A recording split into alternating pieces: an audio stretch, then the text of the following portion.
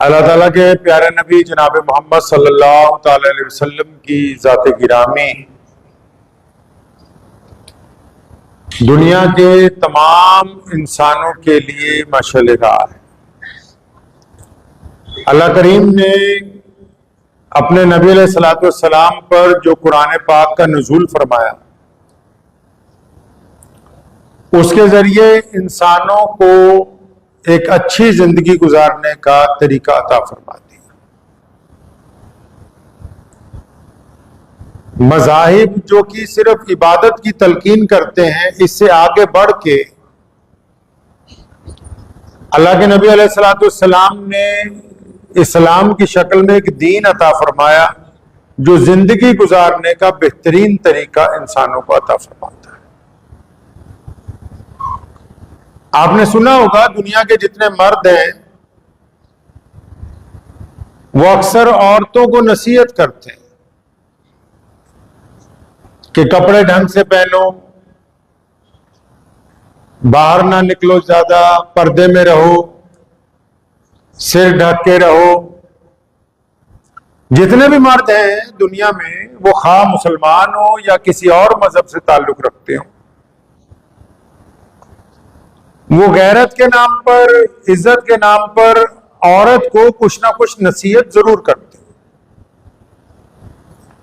और इनमें सारी नसीहतें बुरी नहीं है, बहुत सी नसीहतें अच्छी भी हैं जो कि माओं के लिए, बहनों के लिए, बेटियों के लिए बड़ी फायदेमंद होती है। दीन इस्लाम ने भी औरत को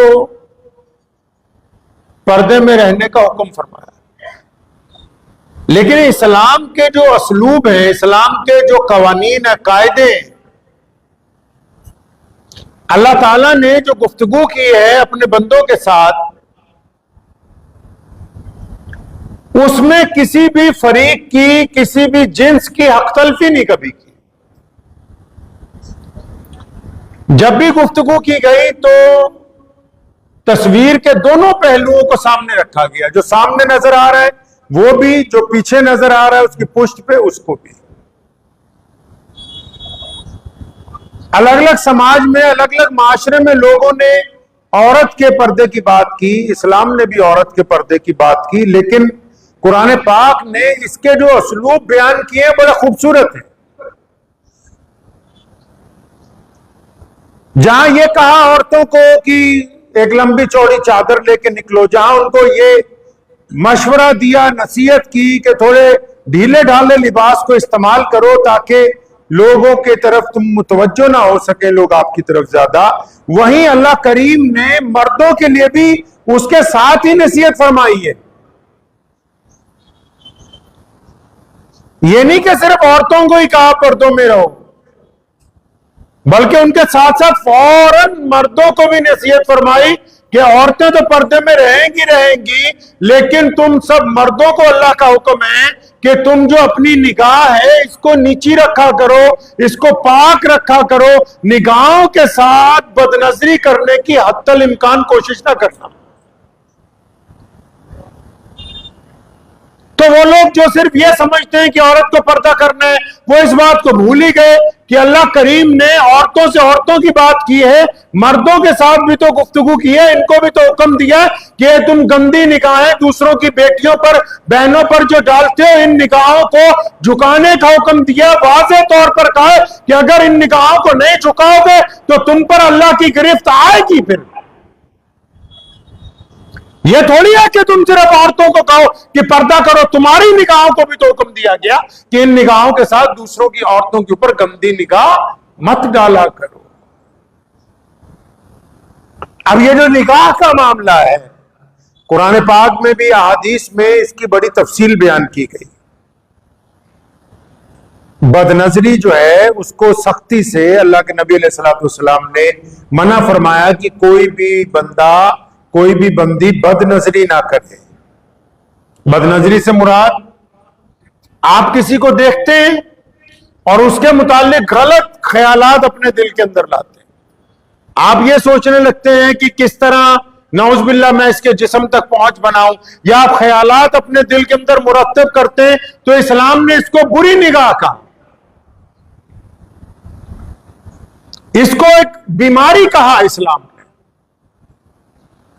जो जिस तरह जिस्म में बीमारियां लग जाती हैं, कोई जख्म हो जाता है, कोई तबीयत खराब हो जाती है, जिस्म के कुछ आज़ा में दर्द हो जाता है या बुखार चढ़ जाता है, या जिस्म के अंदरूनी आज़ा में से कोई पुर्जा खराब हो जाता है, इसी तरह इस्लाम ने कहा कि ये जो बदनजरी है ये रूह की बीमारी है। अच्छा, रूह को अगर बीमारी लग जाए तो ये तो नहीं कि सिर्फ रूह तक ही कायम रहेगी। अगर आपकी रूह को बीमारी लग गई तो उसका जिस्म में मुंतकिल होना लाजिम अमर है।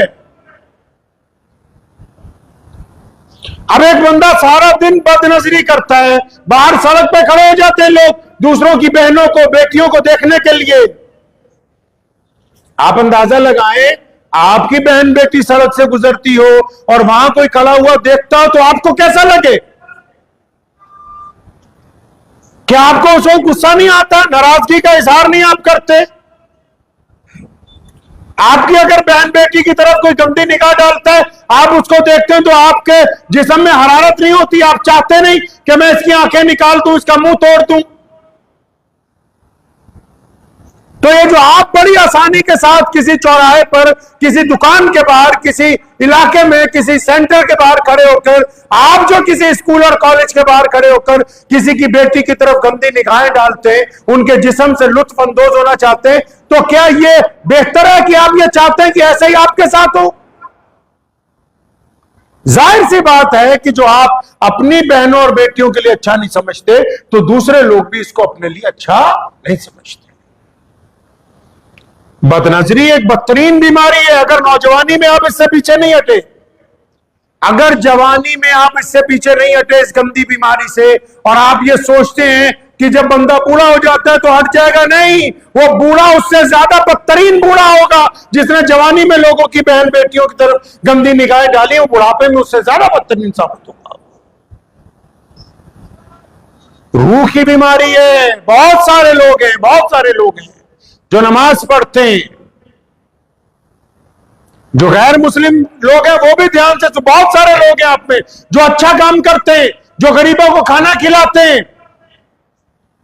जो यतीमों की खबरगिरी करते हैं, जो लोगों को कपड़े बांटते हैं, जो मोहताजों की जरूरतें पूरी करते हैं, फिर वो दुआएं भी करते हैं कि हमारे रब, हमारे खुदा हमें फला चीज मुहैया कर दे, हमारा फला दुख दूर हो जाए, लेकिन वो दुआ कभी कबूल होती ही नहीं। क्यों? क्योंकि ये जो बंदा नेकी के अमल करने वाला है लेकिन इसकी निगाह गंदी है, ये अपनी निगाह दूसरों की बेटियों पर गंदा तरीके से डालता है, ये अपनी निगाह दूसरों की बेटियों पर गंदा तरीके से देखता है, तो जो अल्लाह की जात है, जो खुदा की जात है, वो गंदी निगाह वाले को अपना दोस्त कभी नहीं रखता है। उसने भी प्रोटोकॉल तय किए हैं। हम कहते हैं ना, दोस्त हमारा हो, बढ़िया हो, टैलेंटेड हो, कोई रईस आदमी हमारा यार बन जाए, कोई ओहदेदार हमारा यार बन जाए, कोई रिश्तेदार तरक्की कर जाए, हम रिश्ते निकालने लगते हैं उससे। अल्लाह ताला ने भी तय किए हैं, प्रोटोकॉल्स तय किए, मापदंड बनाए इसके, कौन लोग होंगे जो खुदा के दोस्त होंगे। ठीक है, लोगों को खाना खिलाना अच्छी बात है, कपड़े बांटना अच्छी बात है, गरीबों की मदद अच्छी बात है, लेकिन अगर वो इन नेकियों के साथ किसी की बहन और बेटी पर गंदी निगाह डालता है, उससे जिना का इरादा करता है, उससे बदखुल्की का इरादा करता है, गर्चे वो उस तक नहीं पहुंच सकता, लेकिन अल्लाह को इसकी ये गंदी निगाह नहीं पसंद है, ये जितनी मर्जी दुआएं करता रहे, अल्लाह इसकी दुआ को कबूल नहीं करेंगे। आप सोचते हैं बदनजरी कोई चीज ही नहीं? जो लोग याददाश्त चाहते हैं हमारी अच्छी हो जाए, जो लोग कुरान हिफ्ज करते हैं, जो लोग मस्जिदों में बैठे कुरान पढ़ रहे हैं, या जो लोग चाहते हैं कि हम एमए कर ले, बीए कर ले, फला डिग्री ले ले, यूपीएससी क्रैक कर ले, जो लोग बड़े बड़े ओहदों पर जाने के ख्वाहिशमंद हैं, उनका तबीयत चाहती है कि हम फला इम्तिहान में नंबर 1 आ जाएं, पढ़ते भी अच्छा है, किताबें भी हैं, मां बाप भी साथ देते हैं, उस्ताद भी अच्छे हैं, लेकिन उसके बावजूद कभी आगे नहीं बढ़ पाते। क्यों? क्योंकि उनकी नजरें नापाक हैं और नापाक नजरों की वजह से याददाश्त पर असर पड़ जाता है। और उस वक्त जब याददाश्त को साथ देना होता है, जब याददाश्त को वो कलम चलाना होता है या याददाश्त के जरिए पेपर में आगे बढ़ना होता है, तो गंदी निगाहों की वजह से इंसान का दिमाग उस वक्त काम नहीं करता, वो गंदगी उस वक्त भी ज़हन में रहती है। तो इस वजह से वो सब कुछ होने के बावजूद कभी इम्तिहान में पास नहीं हो सकता है। आप समझते हैं कि सिर्फ बदनजरी जो है रूह की बीमारी है? रूह की बीमारी थोड़ी है, रूह से जिस्म में उतर गई। बड़े बड़े लोग दुआएं कर रहे हैं, लंबी लंबी दाढ़ियां रखी हुई हैं, लंबी लंबी तस्बीहात, इतना कुछ करते हैं, लेकिन निगाह गंदी है। अब गंदी निगाह होने की वजह से तमाम तस्बीहात, तमाम अमाल, तमाम तिलावतें कोई अल्लाह के हुजूर कबूल नहीं हो रही हैं। सारी की सारी वहीं रखी की रखी, धरी की धरी रह गई। अब सोचता है कि मैं इतना कुछ करता हूं, कामयाब नहीं होता, लेकिन अपने दिल के आईने में झांक कर नहीं देखता कि भाई मेरी निगाह ने, उसकी गंदगी ने तमाम माशरे को, मेरे जिस्म को, मेरी रूह को नापाक कर दिया है। बदनजरी की वजह से दिल सख्त हो जाता है, बंदे का दिल सख्त हो जाता है बदनजरी की वजह से। गंद देख देख के, सोच सोच के। अब बदनजरी अकेले मर्द ही थोड़ी करते हैं, तुम भी सुनो, सिर्फ मर्दों की निगाहें गंदी नहीं है, औरतें भी इस बीमारी में मुब्तला हैं। अगर मर्द किसी पर गंदी निगाह डाले वो भी गुनहगार है, अगर औरत किसी मर्द पर गंदी निगाह डाले वो भी गुनहगार है। उसको भी तो चाहिए कि अपनी निगाह गंदी ना डाले किसी के बेटे पर, किसी के भाई पर, किसी के बाप पर। अगर आपकी निगाहें नापाक हो गई तो फिर पूरा जिस्म नापाक है। जिस तरह बाहर से वजू करते हैं और जिस्म पाक नजर आता है, इसी तरह जब तक निगाह पाक नहीं होगी अंदर का वजू नहीं होने वाला। निगाह की पाकी निहायत जरूरी, इसको आप बिल्कुल नजरअंदाज नहीं कर सकते।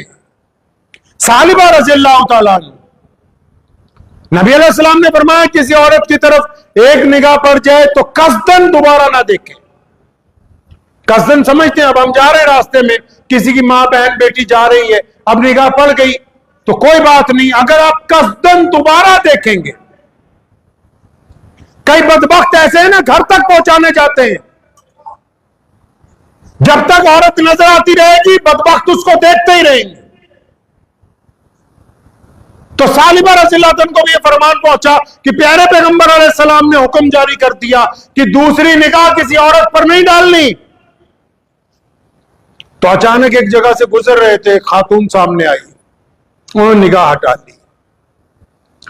अचानक दोबारा उसको देख लिया। दोबारा जब देखा तो जब निगाह हटी तो इस्तग़फ़ार पढ़ते हुए रोने लगे। किस बात पर?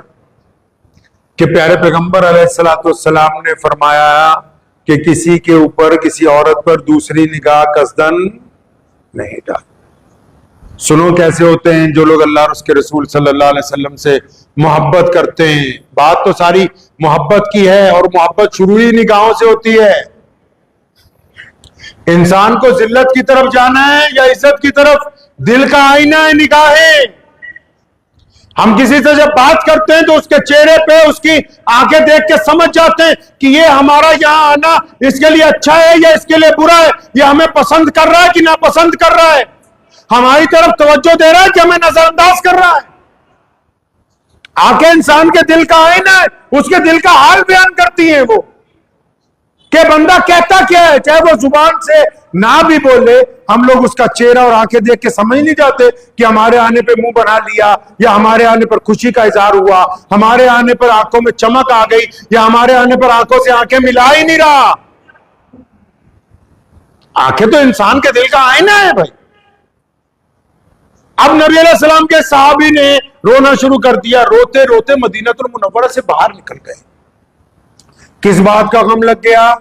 कि प्यारे पैगंबर मोहम्मद अलैहिस्सलाम ने फरमाया कि किसी औरत की तरफ दूसरी निगाह नहीं डाल।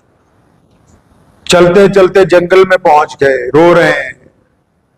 रात हो गई, दिन गुजरने लगे। कहा यहाँ 1 महीने की गैर हाजिरी है मदीना मुनव्वरा में। नबी अलैहि सलाम ने पूछा भी कहाँ है, तो किसी ने कहा या रसूलुल्लाह सल्लल्लाहु अलैहि वसल्लम वो तो आजकल मदीने में होता ही नहीं,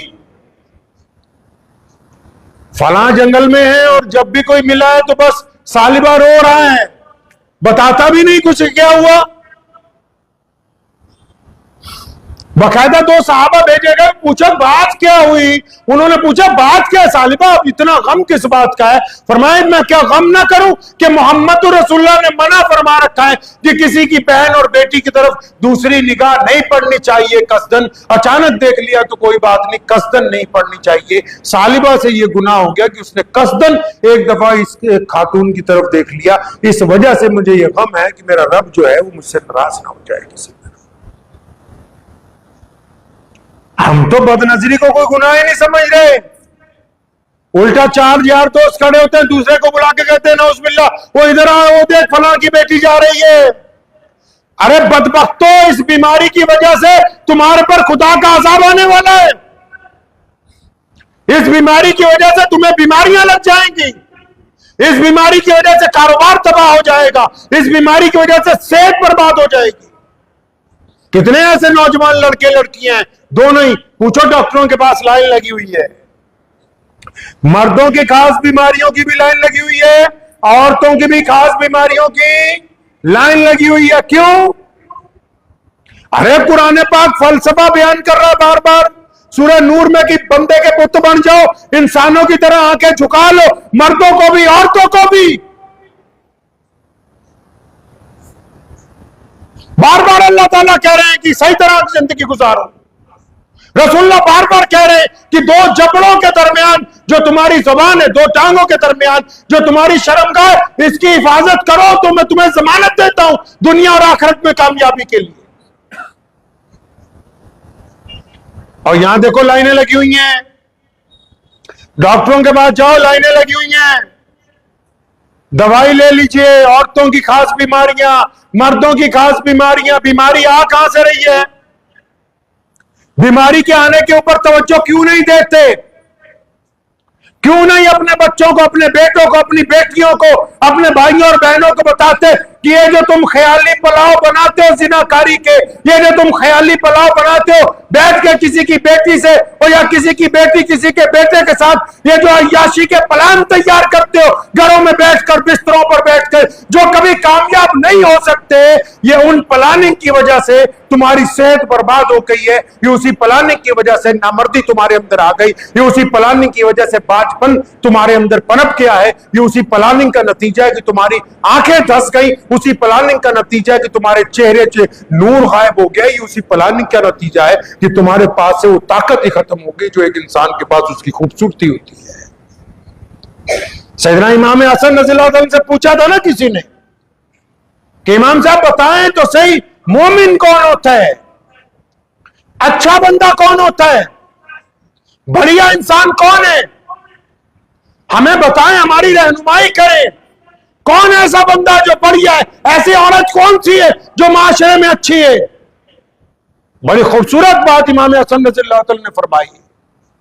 और ऐसा नुक्ता, ऐसा बिल्कुल ही वाज़े तौर के ऊपर इंसानों की रहनुमाई के लिए नुस्खा तजवीज कर दिया इमाम साहब रज़ियल्लाहु ताला अन्हु ने कि क़यामत तक के आने वाले लोगों के लिए वो एक बेहतरीन नसीहत की बात है। ये नहीं कहा, उन्होंने ये नहीं कहा कि जो 5 वक्ता नमाजी है वो सबसे बेहतर है, ये नहीं कहा कि जो तिलावत करने वाला है वो सबसे बेहतर, जो सफेद कपड़े पहनते हैं वो सबसे बेहतर, जो औरत बेहतरीन पर्दा करती है वो सबसे बेहतर, जो मीठा बोलता है वो सबसे बेहतर, जो सदका देता है वो सबसे बेहतर। ये अमल अच्छे हो सकते हैं लेकिन ये अपनी जगह है। मोहम्मद रसूलुल्लाह का ये सल्लल्लाहु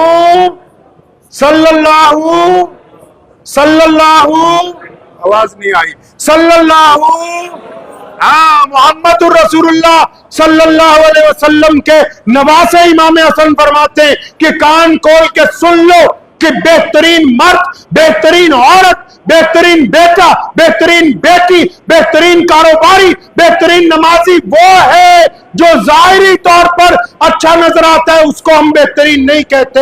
इमाम साहब फरमाते हैं कि जिसकी तन्हाई पाक है वो तुम में से सबसे ज्यादा बेहतरीन है। कितनी बड़ी बात फरमाई कि जिसकी तन्हाई पाक है। और तन्हाई किसको कहते हैं पता है? जब बंदा रात को बिस्तर पर अकेला होता है। अगर कभी बंदा अकेला ट्रेन में सफर कर रहा हो, सो रहा हो, अगर कभी बंदा अकेला कहीं बैठा हो, अगर कहीं बंदा अकेला अपने घर में हो, अब वो जब अकेला है तो क्या सोचता है? अपने दिल पर हाथ रख के अपने दिल से पूछिए, जब आप अकेले होते हैं क्या सोचते हैं? क्या जब आप अकेले होते हैं तो ये सोचते हैं कि फलां की बेटी का फोन नंबर मिल जाए तो मैं बात करूं, फलां की इंस्टाग्राम आईडी मिल जाए तो मैसेज करूं? क्या आप ये सोचते हैं कि फलां को मौका मिल जाए मैं 10,000 की उससे ठगी मार लूं? क्या आप ये सोचते हैं फलां घटिया माल मिल जाए ज्यादा पैसा में बेच दूं? या आप ये सोचते हैं फलां मुझ पे यकीन करता है मैं उसकी जगह पर कब्जा कर लूं? आप क्या सोचते क्या है जब आप तनाव होते हैं? आप जो सोचते हैं आप वही है। ये आपको हम क्या लिए कि आप सैयद हैं, आप मीर हैं, आप पठान हैं, आप कुरैशी हैं, आप मलिक हैं, आप डार हैं। या आपको हम क्या लिए कि आप सुन्नी हैं, आप फलां हैं। आपकी जो तन्हाई है वही है आप। तन्हाई में अगर आप जिना का इरादा करते हो तो जिनाकार हो, तन्हाई में अगर ठगी का इरादा करते हो तो ठग हो, तन्हाई में अगर बेईमानी का इरादा करते हो तो बेईमान हो, तन्हाई में अगर चोरी का इरादा करते हो तो चोर हो। अगर तन्हाई में तुम्हारे इरादे नेक हैं, अगर तन्हाई में आपके इरादों में इबादत है, अगर तन्हाई में आपके इरादों के अंदर नेकी है, अगर तन्हाई में आपके इरादों में दूसरों की भलाई है, अगर तन्हाई के आपके इरादों में ईमानदारी है, तो फिर आप उसी कैटेगरी के इंसान हो। ये अब आप खुद तय कर लीजिए कि दुनिया को दिखाने की बरादरियां अलग हैं, तन्हाई में आपकी बरादरी कौन सी है, आपकी नस्ल कौन सी है, आप खुद तय कर सकते हैं, दूसरे को पूछने की जरूरत नहीं है। आप सोचते क्या हैं? आपकी बदनजरी ने आपको उस मुकाम तक पहुंचा दिया कि आज आप परेशान हैं। अरे एक मेयार होता था, एक दौर में लोगों का मेयार होता था, बादशाहों का भी मेयार होता था एक। आज तो लोगों के घरों में जो मुलाजमाएं खिदमत करती हैं, लोग उन पर गंदी निगाह रखते हैं। इनका कोई मेयार नहीं रहा, इनकी आंखों का कोई मेयार नहीं है। लोग अपने मोहल्ले की, गांव की बेटी को अपनी बेटी की तरह समझते थे, आज इनका कोई मेयार नहीं रहा। इनके सामने औरत होनी चाहिए, ये गली के कुत्तों से ज्यादा बदतरीन है। अगर किसी के डर की वजह से किसी की बेटी अपने घर से नहीं निकलती तो उसमें और गली के कुत्ते में कोई फर्क नहीं है कि जिसके डर की वजह से बाज़ औक़ात माए बहनें गली में नहीं निकलती, तो उस बंदे में जिससे माए बहनें डर की वजह से बाहर ना निकलती हो, उसमें और गली के कुत्ते में कोई जमीन आसमान का नहीं फर्क, दोनों एक बराबर ही है। शरीयत ने असलूब तय किए हैं। आज इस्लामी ममालिक और मुसलमानों का गढ़ कहे जाने वाले इलाके मोहम्मद रसूलुल्लाह कहिए सल्लल्लाहु अलैहि वसल्लम ने फरमाया था अपने सहाबा से कि एक वक्त आएगा कि कई हजार किलोमीटर से एक औरत तन्हा चलेगी बैतुल्लाह की तरफ हज करने के लिए, जेवरात पहन के चलेगी, साजो सामान के साथ चलेगी, और उसे पूरे रास्ते में सिवाय अल्लाह के किसी का खौफ नहीं होगा। मोहम्मद रसूलुल्लाह की धरती पर वो दिन हज़रत उमर बिन अब्दुल अजीज के दौर में ही कायम हो गए कि जे एक औरत अपने घर से चली बैतुल्लाह के हज के लिए और उसने बेहतरीन जेवरात से बुतन किए, बुरखा लिया, अपनी सवारी पर बैठी और उसे सारे रास्ते में अल्लाह के अलावा किसी का डर नहीं था। इस्लाम और मुसलमान कहते ही उसको है कि जिसकी वजह से किसी की बहन को, किसी की बेटी को, किसी के मर्द को, किसी के बेटे को कोई खौफ ना आता हो, जो दूसरों के लिए उनकी हिफाजत का सामान करता हो, उनके ऊपर गंदी निगाह ना वो बंदा डालता। मर्द भी तो उसी को कहते हैं। ये मर्द थोड़ी है छिछोरे जो सड़कों पर खड़े होकर दूसरों की बहनों बेटियों को देख रहे हैं। बदखुल्क लोग हैं ये। और इनके लिए अजाब का सख्त हुक्म है। मोहम्मद रसूलुल्लाह ने, अल्लाह ने बता रखा है कि तुम बदनजरी से हटोगे नहीं, तुम गंदी निगाहें नहीं डालने से हटोगे तो फिर तुम्हारे ऊपर सख्त अजाब आने वाला है। हम तो इसको बीमारी नहीं समझ रहे आज के वक्त में भाई।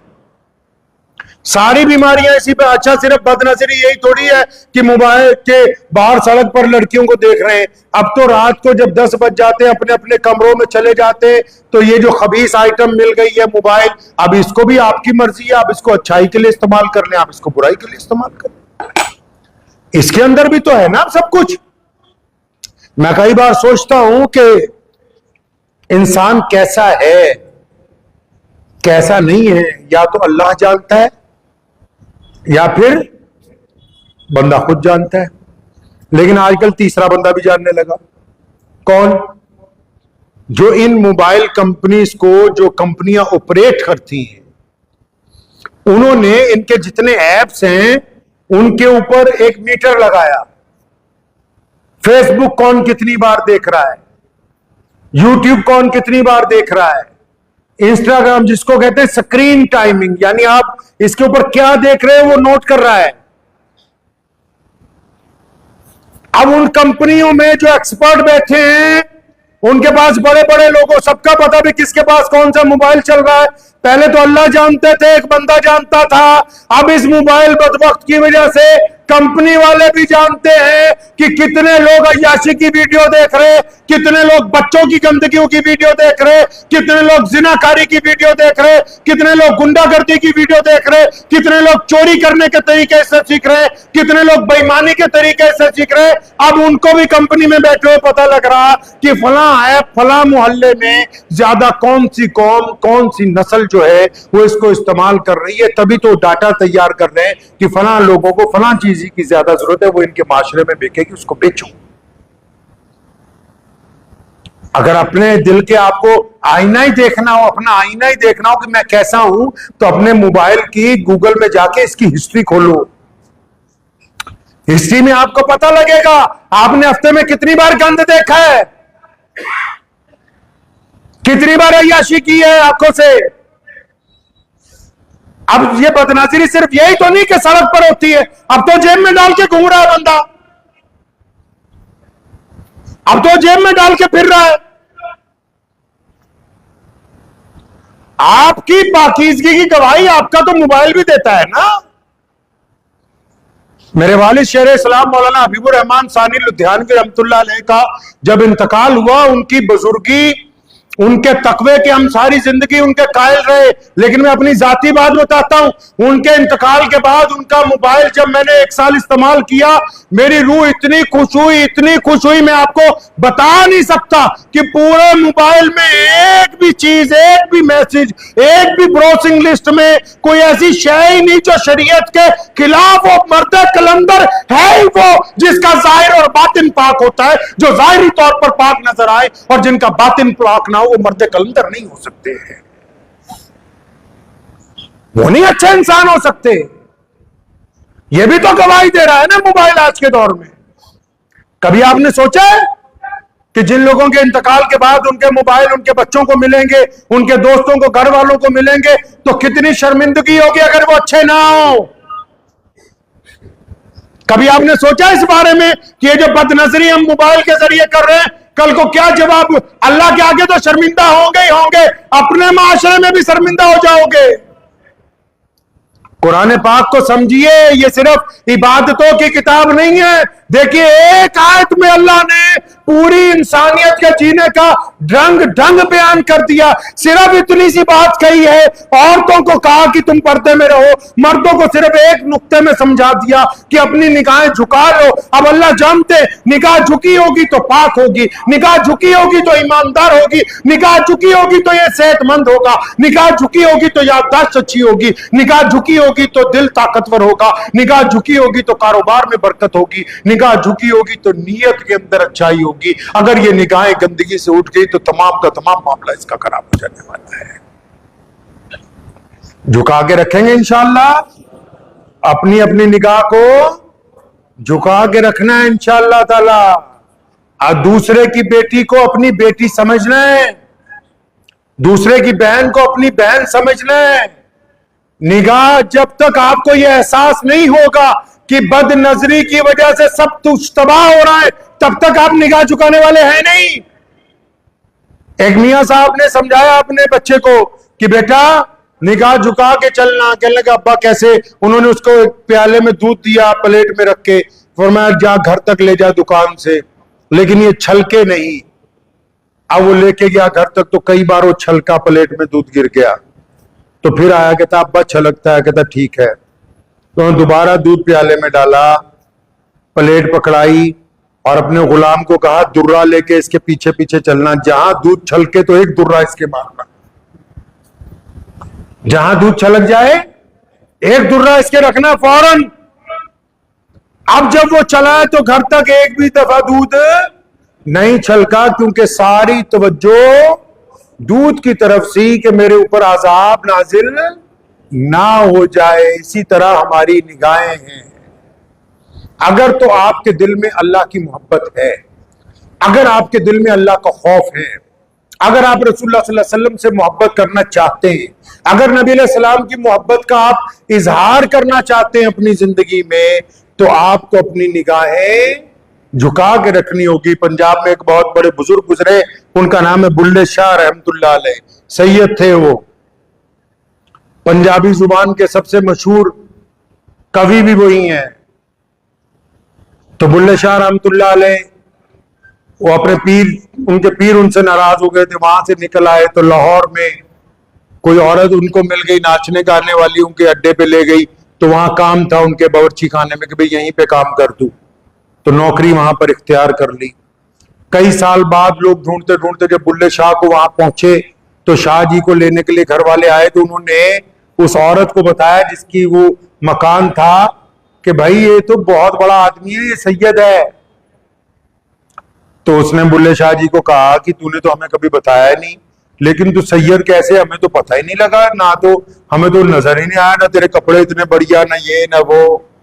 तो शाह जी रहमतुल्लाह अलैह ने मुख्तसर सी एक बात कही थी। वो तमाम औरतें जानों पे बैठ के जमीन पे रोने लगी और उन्होंने माफी मांगी। फरमाए बताओ कितनी औरतें इस घर में रहती हो? उन्होंने कहा तो हम तो सब कारोबार वाली औरतें 20-25 इसी घर में रहती हैं। तो उन्होंने कहा अच्छा तुम भी, और अपनी तमाम लौंडियों से पूछो कि क्या कभी किसी को बुल्ले शाह की आंखों से आंखें मिली हैं? इनसे पूछो सबसे कि इतने साल हो गए यहां मुझे काम करते हुए, क्या बुल्ले शाह की आंखों में आंखें डाल के कभी बुल्ले शाह ने किसी से बात की है? सारी की सारे रोने लगी, कहती हाँ ये बात बिल्कुल सच्ची है कि हमने कभी तुझे अपनी तरफ देखते हुए ही नहीं देखा, कभी पता ही नहीं लगा।